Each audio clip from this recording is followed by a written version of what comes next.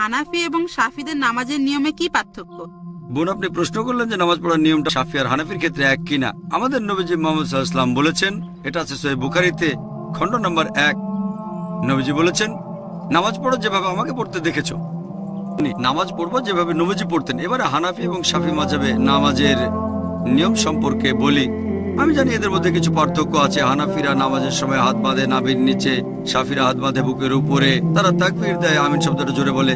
এখানেও আগের উত্তরটাই। সহিহ বুখারী, নবীজি বলেছেন খণ্ড নম্বর 1, বুক অফ সালাহ, নামাজ পড়ো যেভাবে আমাকে পড়তে দেখেছো।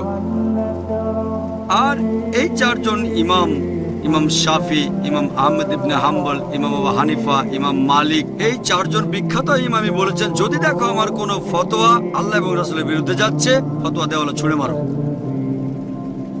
আমি জানি আবু হানিফা রাদিয়াল্লাহু আনহু বিখ্যাত বিশেষজ্ঞ, তাকে শ্রদ্ধা করি, ভালোবাসি। মানুষে বলে যে তিনি বলেছেন, যখন তোমরা নামাজ পড়বে নাভির নিচে হাত বাঁধবে। আবু দাউদে একটা হাদিস আছে, আবু দাউদ খণ্ড নম্বর 1, বুক অফ সালাহ, বলা হয়েছে নবীজি নামাজের সময় নাভির নিচে হাত বাঁধতেন। তবে এটা জয়ীফ হাদিস। ঠিক এর পরের হাদিসটাই বলছে, যেটা সহিহ হাদিস, যে নবীজি হাত বাঁধতেন নাভির উপরে। আরো সহিহ হাদিস আছে সহিহ ইবনে খুজাইমা, যেটা বলছে নবীজি হাত বাঁধতেন বুকের উপরে। সহিহ হাদিস যখন বলছে নবীজি বুকের উপর হাত বাঁধতেন, নাভির নিচের হাদিসটা জয়ীফ। তাহলে নামাজ পড়ার সঠিক নিয়ম বুকের উপর হাত বাঁধা।